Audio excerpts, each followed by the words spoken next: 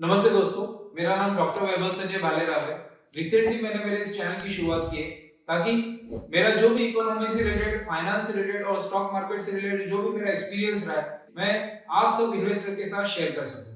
दोस्तों, जब हम सोचते हैं कि स्टॉक मार्केट या शेयर मार्केट होता क्या है, स्टॉक मार्केट एक ऐसा प्लेटफॉर्म है दोस्तों जहां पे शेयर्स इशू किए जाते हैं। अब ये शेयर्स कौन इशू करता है? ऐसी कंपनी जिस कंपनी को फंड की जरूरत होती है, कैपिटल की जरूरत होती है। जैसे कंपनी को अगर एक्सपांड करना है अपने बिजनेस को, कंपनी को अपने बिजनेस को मॉडिफाई करना है या अपने बिजनेस को डाइवर्सिफाई करना है, तो ऐसे वक्त कंपनीज को कैपिटल की जरूरत पड़ती है। तो उसमें मेन जो सोर्स होता है वो होता है शेयर्स। कंपनी अपने शेयर्स निकालती है प्राइमरी मार्केट में, आईपीओ होता है कंपनी का। जो भी इन्वेस्टर, रिटेल इन्वेस्टर हो या फिर एफआईआईज या डीआईआईज या फिर कोई ऑर्गेनाइजेशन हो, म्यूचुअल फंड हो, ऐसे बहुत सारे इन्वेस्टर्स रहते हैं, वो कंपनी के ग्रोथ प्रोस्पेक्ट को ध्यान में रखते हुए उस कंपनी के शेयर्स में इन्वेस्टमेंट करते हैं। तो आईपीओ में कंपनी के शेयर्स में इन्वेस्टमेंट किया जाता है। उसके बाद जब वो कंपनी के शेयर्स लिस्ट होते हैं मार्केट में, तब उसमें ट्रेडिंग शुरू होती है। तो हम ऐसा बोल सकते हैं दोस्तों कि शेयर मार्केट या स्टॉक मार्केट एक ऐसा प्लेटफॉर्म है या फिर ऐसा इंफ्रास्ट्रक्चर है जहां पे शेयर्स बाय सेल किए जाते हैं, इशू किए जाते हैं और वहीं पे शेयर्स की ट्रेडिंग भी होती है। तो हमारे यहाँ पे जैसे बीएसई और एनएसई ऐसे मेन स्टॉक एक्सचेंजेस है जहाँ पे कंपनीज में शेयर्स की ट्रेडिंग होती है। तो आज हम जो जानने वाले हैं दोस्तों कि ऐसा कोई पर्सन जो स्टॉक मार्केट में इन्वेस्टमेंट करना चाहता है, तो उसके लिए उसको क्या प्रोसीजर फॉलो करनी पड़ेगी, किस तरह वो अपने स्टॉक मार्केट की जर्नी शुरू कर सकता है, ट्रेडिंग के लिए वो कैसे प्रोसेस कर सकता है, या फिर शेयर्स में, स्टॉक मार्केट में अगर उसको इन्वेस्टमेंट करना है तो किस तरह वो अपने जर्नी की शुरुआत कर सकती है। अगर स्टॉक मार्केट की जर्नी अगर किसी को शुरू करना है तो सबसे मेन जो पैरामीटर होता है आपके पर्सनल डॉक्यूमेंट्स। पर्सनल डॉक्यूमेंट आपके पास अवेलेबल चाहिए दोस्तों। सबसे पहले उसमें आता है मेन जो रिक्वायरमेंट होती है वो होती है pan card. Without pan card आपको स्टॉक मार्केट में इन्वेस्टमेंट की जर्नी शुरू करने में बहुत दिक्कत आ सकती है। तो सबसे पहले में आपको ध्यान में रखना है कि आपको पैन कार्ड आपका निकाल के रखना है। अगर आपके पास अवेलेबल है तो कोई इश्यू नहीं, वो पैन कार्ड आपको सबसे इंपॉर्टेंट रोल प्ले करेगा स्टॉक मार्केट में आपका इन्वेस्टमेंट जर्नी शुरू करने के लिए। दूसरा जो मेन डॉक्यूमेंट होता है, पर्सनल डॉक्यूमेंट, उसमें आता है आधार कार्ड। आपके पास अपडेटेड आपका आधार कार्ड अवेलेबल होना चाहिए। वो भी एक इंपॉर्टेंट डॉक्यूमेंट होता है स्टॉक मार्केट में इन्वेस्टमेंट करने के लिए या आपकी जर्नी शुरू करने के लिए। उसके बाद दोस्तों आपका बैंक अकाउंट होना चाहिए और आपके पास उस बैंक अकाउंट का चेक होना चाहिए। डिमैट अकाउंट खोलने के वक्त या ओपन करने के वक्त आपको बहुत सारे जो ब्रोकर्स होते हैं, डिपॉजिटरीज होती है, आपको कैंसिल चेक मांगती है। जो आपका जो अकाउंट आप देने वाले हो डिमैट अकाउंट ओपन करने के लिए, तो उस अकाउंट का आपको कैंसिल चेक देना पड़ता है दोस्तों। उसके बाद और जो इंपॉर्टेंट रहता है वो होता है आपका रेसिडेंस प्रूफ। आपका जो एड्रेस, जो डिपॉजिटरी कंसीडर करेंगे एज एन एड्रेस के लिए, रेसिडेंसी प्रूफ के लिए भी आपको डॉक्यूमेंट की जरूरत होती है। दूसरा रहता है आपका जो बैंक अकाउंट आप देने वाले हो उसका अकाउंट स्टेटमेंट। वो मोस्टली 6 मंथ का अकाउंट स्टेटमेंट ब्रोकर्स मांगते हैं आपको अकाउंट ओपन करने के लिए। उसके बाद नेक्स्ट जो रहता है आपके पासपोर्ट फोटो भी आपके पास अवेलेबल होना चाहिए। उसके बाद आपकी एक सिग्नेचर लगती है उसमें मेन। तो ये मेन जो पर्सनल इंफॉर्मेशन है वो सबसे इंपॉर्टेंट रोल प्ले करती है आपकी इन्वेस्टमेंट जर्नी शुरू करने के लिए। उसके बाद जो मेन जो प्रोसेस होती है दोस्तों, होती है डिमैट अकाउंट ओपन करने की। अभी बहुत सारे ब्रोकर रहते हैं, वो आपको डिमैट अकाउंट ओपन करने के लिए ऑफर्स देते हैं। तो आपको सोचना पड़ेगा कौन से ब्रोकर के पास आप अपना डिमैट अकाउंट ओपन करना चाहोगे। बहुत सारी जो ब्रोकर्स होते हैं ऑनलाइन, ऑफलाइन सर्विसेज प्रोवाइड करते हैं जिसके थ्रू आप अपना डिमैट अकाउंट ओपन करना चाहोगे।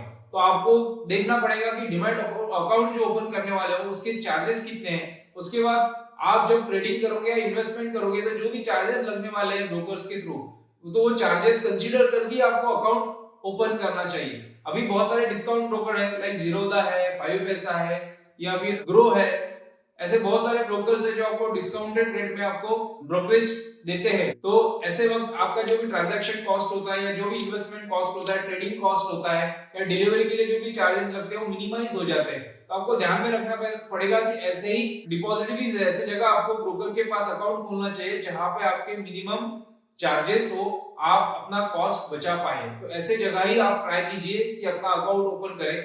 अभी हो रहा है कि बहुत सारे जो बैंक्स होती है वो बैंक्स भी अपने डिमैट अकाउंट ऑफर कर रही है, तो बैंक्स के थ्रू भी आप अपना डिमैट अकाउंट ओपन कर सकते हो।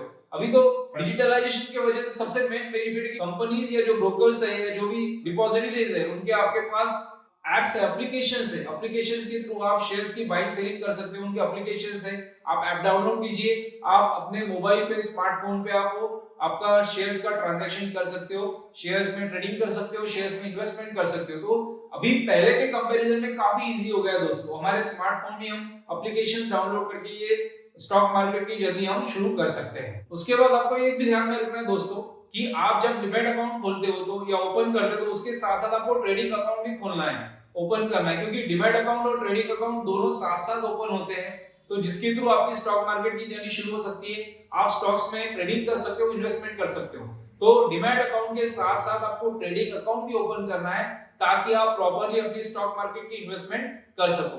इंडिया की अगर बात करेंगे तो हमारे यहाँ पे बीएसई और एनएसई ऐसे दो मेन एक्सचेंज है दोस्तों जहां पे स्टॉक लिस्टेड होते हैं। तो कुछ स्टॉक जो होते हैं बीएसई पे लिस्टेड होते हैं, कुछ स्टॉक जो होते हैं एनएसई पे लिस्टेड होते हैं। तो आप जब डिमैट अकाउंट या ट्रेडिंग अकाउंट ओपन करते हो तो आपको ये ध्यान में रखना है, आपको ऐसे ब्रोकर के पास या ऐसे डिपॉजिटरी के साथ ही अपना अकाउंट ओपन करना है जो बीएसई और एनएसई दोनों पे ट्रेड करने के लिए, इन्वेस्टमेंट करने के लिए आपको ऑप्शंस देता हो, आप उसकी सर्विसेज अवेल कर सकते हो। तो आपको ध्यान में रखना है ऐसे ही डिपॉजिटरी के साथ और ब्रोकर के साथ अपनी इन्वेस्टमेंट जर्नी शुरू करनी है, डिमैट अकाउंट ओपन करना है और ट्रेडिंग अकाउंट ओपन करना है। उसके बाद और एक इंपॉर्टेंट सबसे मेन जो इशू होता है कि आपको ध्यान में रखना है कि आपको आपके डिमैट अकाउंट के साथ आपको अपना बैंक अकाउंट भी लिंक करना है। ये किस लिए करना है? क्योंकि आप जो भी शेयर्स खरीदेंगे या शेयर्स सेल करेंगे वो डिमैट अकाउंट के थ्रू होगी, लेकिन उसके लिए क्या है, अगर आपको शेयर्स लेना है तो आपको पैसे डिपॉजिट करना पड़ेगा। तो आपके बैंक अकाउंट से जो डिमैट अकाउंट लिंक होगा तो आप अपने बैंक अकाउंट से डिमैट अकाउंट में पैसे ट्रांसफर करोगे, फंड ट्रांसफर करोगे, तब जाके आप शेयर्स बाय कर सकते हो।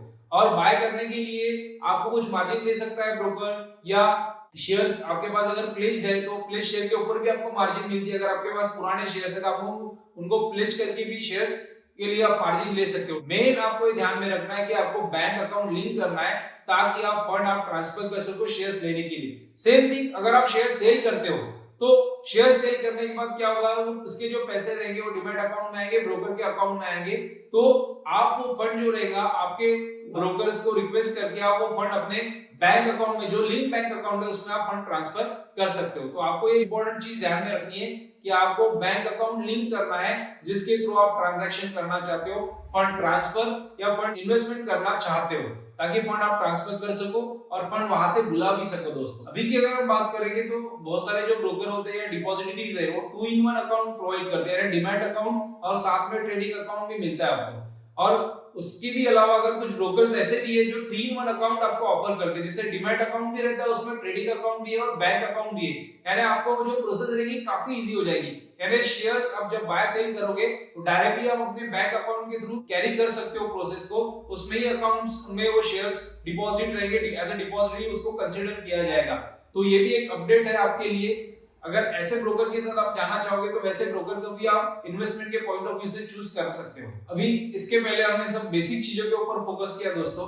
अभी शुरू होती है आपकी ओरिजिनल इन्वेस्टमेंट प्रोसेस या इन्वेस्टमेंट जर्नी, जहां पे आप अपने स्टॉक मार्केट की जर्नी शुरू करते हो। जैसे आप ट्रेडिंग की शुरुआत करते हो, मीडियम टर्म इन्वेस्टमेंट की या लॉन्ग टर्म इन्वेस्टमेंट की आप शुरुआत करते हो दोस्तों। तो ऐसी इन्वेस्टमेंट जर्नी हम जब शुरू करते हैं तो सबसे मेन जो आता है, अगर हमको नॉलेज है तो हम प्राइमरी मार्केट से हम अपने स्टॉक मार्केट की जर्नी शुरू कर सकते हैं। जैसे प्राइमरी मार्केट होता क्या है दोस्तों? प्राइमरी मार्केट यानी ऐसा मार्केट है जहां पे सिक्योरिटी या शेयर्स को क्रिएट किया जाता है। जैसे कंपनी को, मैंने आपको बताया कि कंपनी को बिजनेस को एक्सपांड करने के लिए, डाइवर्सिफाई करने के लिए, मॉडिफाई करने के लिए उनको कैपिटल की जरूरत होती है। तो कंपनी क्या करती है, कैपिटल लेना चाहती है इन्वेस्टर से, उसके बदले वो शेयर देना चाहती है। तो अपने शेयर जो रहती है उनके कैपिटल के रिक्वायरमेंट के हिसाब से अपने शेयर जो रहती है कंपनी आईपीओ के थ्रू प्राइमरी मार्केट में लाती है। प्राइमरी मार्केट में आईपीओ आता है कंपनी का, और इन्वेस्टर जो होते हैं आईपीओ के बारे में उनको न्यूज मिलती है, उनको पता चलता है, इंफॉर्मेशन मिलती है। तो इन्वेस्टर क्या करता है, ऐसे आईपीओ में इन्वेस्टमेंट करता है। अब उसके लिए आपको बिडिंग करनी पड़ेगी। आपके जो बैंक अकाउंट आपका लिंक होगा और जहां पे आपने डीमैट अकाउंट खोला है आपको उसके थ्रू बिडिंग करनी पड़ेगी। और अभी जो अपडेट्स है या अभी जो मॉडिफिकेशंस है उसमें क्या होता है, आप जो भी आईपीओ के लिए अप्लाई करोगे तो आपका फंड उस अकाउंट में, बैंक अकाउंट में आपका ब्लॉक रहेगा। अगर आपको आईपीओ लगता है, अलॉट होता है, तो ही वो फंड जो रहेगा डिडक्ट होगा, अदरवाइज वो आपको रिफंड किया जाएगा, वो ब्लॉक जो रहेगा वो हटा दिया जाएगा। ऐसे बहुत सारे आईपीओ है दोस्तों जिन्होंने मैक्सिमम रिटर्न दिया है इन्वेस्टर को। अगर आईपीओ में आप इन्वेस्टमेंट करते हो तो आप उसको लिस्टिंग के डे भी आप बेच सकते हो। आप उस समय भी आपको अच्छा रिटर्न मिल सकता है, क्योंकि बहुत सारे जो आईपीओ होते हैं अभी करंटली अगर मार्केट अच्छा चल रहा है तो आईपीओ जो होते हैं ओवर सब्सक्राइब होते हैं। ओवर सब्सक्राइब होने की वजह से, या फिर कंपनी अगर अच्छी है, कंपनी की ग्रोथ अच्छी है, कंपनी के प्रोडक्ट अच्छे हैं, कंपनी का रेवेन्यू बढ़ रहा है, कंपनी का अगर प्रॉफिट बढ़ रहा है, तो आईपीओ भी आपको अच्छा रिटर्न दे सकता है शॉर्ट टर्म में, मीडियम टर्म में और लॉन्ग टर्म में। बहुत सारे इन्वेस्टर ऐसे हैं कि आईपीओ में मिले हुए शेयर्स जो रहते हैं वो लॉन्ग टर्म के लिए कैरी करते हैं। तो ऐसे भी बहुत सारे शेयर्स है जो कंपाउंडिंग में ग्रो होते हैं, मल्टीपैकर रिटर्न देते हैं। ऐसे स्टॉक्स को भी आप आईपीओ के थ्रू इन्वेस्टमेंट करके लॉन्ग टर्म के लिए होल्ड कर सकते हो। दूसरी जो रहती है प्रोसेस, वो होती है सेकेंडरी मार्केट से शुरू, जहां पे प्राइमरी मार्केट के जो शेयर्स होते हैं, जो आईपीओ में अलॉट किए होते हैं शेयर, वो कंपनी के जो शेयर्स होते हैं स्टॉक मार्केट में लिस्ट होते हैं दोस्तों। तो स्टॉक मार्केट में जब शेयर्स लिस्ट होते हैं तो उसमें आप अपनी ट्रेडिंग शुरुआत कर सकते हो। अभी तो काफी इजी हो गया है, क्योंकि मैक्सिमम जो ब्रोकर्स है अपने एप्लीकेशंस के थ्रू लोगों को सर्विस प्रोवाइड करते हैं। तो आप एप्लीकेशंस ओपन करके पासवर्ड डाल के आप शेयर्स बाय सेल कर सकते हो। उसके प्राइस आपको देखना है कि करंट प्राइस पे लेना है या पर्टिकुलर आप प्राइस डाल के भी वो शेयर्स को बाय कर सकते हो। अगर आपको लगता है कि वो शेयर्स काफी अच्छा रिटर्न दे सकता है, या वो शेयर्स में अगर आपको प्रॉफिट है, तो उसको आप करंट प्राइस में भी सेल कर सकते हो, या पर्टिकुलर प्राइस अगर आप एज्यूम करते हो कि शेयर्स ये पर्टिकुलर डे पे इतना प्राइस जाएगा उसका, तो आप वो प्राइस डाल के भी आप शेयर्स को सेल कर सकते हो दोस्तों। तो secondary market is the market जहां पे आप शेयर्स में ट्रेडिंग कर सकते हो, आप उसमें बाइंग सेलिंग कर सकते हो। तो ये भी इन्वेस्टमेंट का एक प्रोसेस का एक मेन पार्ट होता है। तो ये सब जर्नी है इन्वेस्टर्स की, जिसके थ्रू आप इन्वेस्टमेंट की प्रोसेस शुरू कर सकते हो। तो आज के वीडियो में ये जो सारी चीजें बेसिक से लेके आप इन्वेस्टमेंट की जर्नी किस तरह शुरू कर सकते हो उसके ऊपर फोकस किया दोस्तों। आज का वीडियो अगर आपको पसंद आया दोस्तों तो प्लीज वीडियो को आप लाइक कीजिए। अगर आप मेरे चैनल पे अगर नए हो तो आप प्लीज इस चैनल को सब्सक्राइब कीजिए, और ये वीडियो अगर आपको पसंद आया है तो आप बाकी दोस्तों के साथ भी इस वीडियो को शेयर कीजिए दोस्तों। Thank you.